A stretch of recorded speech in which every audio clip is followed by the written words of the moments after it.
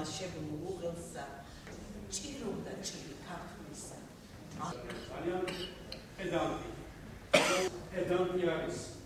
ყველა იმ გაუტოვა ის ძალიან კარგად ისწავს თვითონ ემეზავიტოძის ნაშრომის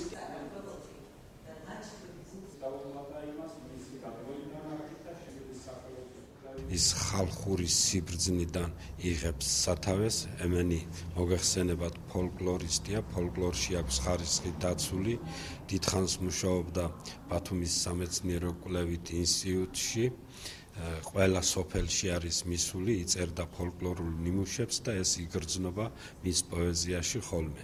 მე მეძლევა საშუალება, რომ თვალი გავადევნო და გადავხედო იმ ნამოღვაწარის, ნამუშაკარის მცირეოდენ მაინც ღვაწლს, რომელიც გამოღებულა უკვე იმ წლების მანძილზე, რაც მე გამივლია და ეს თითქმის ნახევარ საუკუნეს უდრის და მე რა თქმა უნდა ბედნიერი ვარ, რომ დღეს მოხდა ისე და თანდათან უკვე ვხიზლდები მე ამისაგან, რომ საზოგადოება მეფერება მეს.